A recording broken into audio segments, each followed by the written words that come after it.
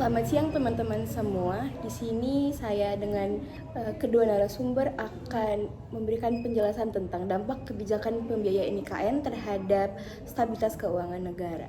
Saya Rahma Vina sebagai moderator hari ini dan narasumber pertama yaitu Haura Asha dan narasumber kedua ada Mita Nur Anggraini. Baiklah, tanpa berlama-lama marilah kita membuka sesi tanya jawab kepada narasumber. Nah, baiklah, saya sudah bersama kedua narasumber. Narasumber kali ini dibagi menjadi dua kubu, ada yang berpandangan pro dan ada yang berpandangan kontra. Sebelumnya saya ingin menjelaskan, ibu kota kita itu sudah pindah ke IKN pada Oktober silam. Terdapat dampak positif dan dampak negatif dari perpindahan ibu kota ini. Dan kedua narasumber ini akan berbeda pendapat. Baiklah, kita mulai dari Kak Nita yang akan menjelaskan pandangan pro-nya terhadap pemindahan ibu kota ke IKN. Baiklah, berikut adalah pandangan pro dari Kak Nita terhadap pemindahan IKN. Silakan Kak Nita. Nah, menurut saya sebagai pandangan pro, di sini perpindahan ibu kota negara ke Kalimantan sebenarnya merupakan langkah yang tepat dan positif ya, memberikan dampak positif di mana hal ini akan memberikan otonomi daerah yang lebih baik khususnya di Kalimantan agar itu pemerintahan itu tidak hanya terpusat di Jakarta saja khususnya, tapi untuk otonomi daerah itu bisa dibangun yang lebih baik juga di Kalimantan. Kemudian dapat menangkal resesi.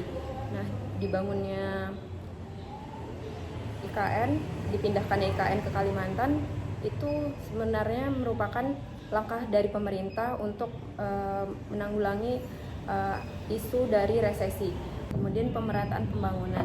Jadi dipindahkannya IKN ini ke Kalimantan itu bertujuan untuk memeratakan pembangunan di Indonesia. Jadi tidak hanya terpusat di Jakarta atau kota-kota besar di Indonesia saja, tapi Kalimantan juga mendapat kesempatan untuk membangun daerahnya yang tadinya mungkin hanya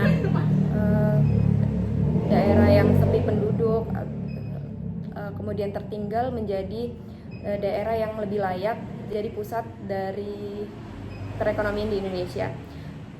Hal itu juga akan menambah lapangan kerja baru, kemudian hal ini akan menurunkan jumlah pengangguran di Indonesia. Seperti yang kita tahu, jumlah pengangguran di Indonesia ini kan cukup banyak ya, cukup besar. Nah, adanya lapangan kerja baru yang dibuka untuk pembangunan IKN ini akan menurunkan jumlah pengangguran dan meningkatkan produktivitas dari masyarakat. Jadinya menurut saya sebagai tim pro di sini sudah cukup baik dipindahkannya ibu kota negara ke Kalimantan karena hal ini banyak memberikan dampak positif di berbagai aspek dan diharapkan dapat mewujudkan Indonesia yang jauh lebih baik lagi. Baik, terima kasih Kak Nita. Dari penjelasan Kak Nita tadi dapat ditarik kesimpulan ya, pemindahan IKN sendiri itu memberikan banyak sekali dampak positif. Tapi kita nggak bisa ngambil dari satu pandangan aja nih, kita harus mendengarkan juga dari pandangan kontra. Dan sekarang saya akan menanyakan pandangan kontra dari Kak Asha. Kira-kira apa sih dampak negatif mungkin ya dari pemindahan IKN ini ke Kalimantan? Nah, baiklah, saya sudah bersama dengan narasumber kedua yang berada di pandangan kontra. Dan sekarang kita akan mendengar nih, apa sih pandangan Kak Asha tentang pemindahan IKN ke Kalimantan Timur?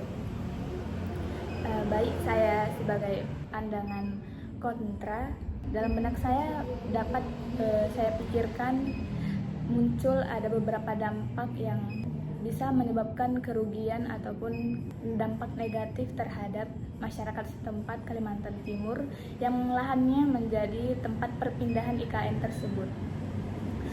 Maka saya akan jelaskan dulu ada beberapa dampak. Dampak yang pertama yaitu perpindahan IKN ini dapat mengancam masyarakat setempat dan satwa.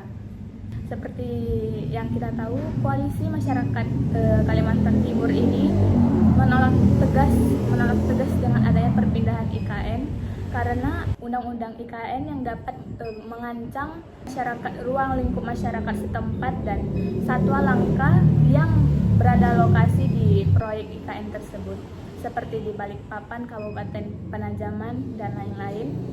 Seperti yang kita tahu bahwa masih banyak tempat-tempat di Kalimantan Timur yang masih memiliki hutan-hutan yang masih lebat, yang di dalamnya masih terdapat satwa-satwa langka yang masih mereka jaga dan masih mereka lestarikan. Sehingga dengan adanya perpindahan IKN ini mengundang kepunahan atas satwa yang telah mereka jaga, yang mereka lestarikan selama bertahun-tahun dahulunya, sehingga mereka menolak keras dengan adanya perpindahan IKN tersebut yang bisa dibilang memicu kerugian terhadap masyarakat setempat juga. Yang kedua yaitu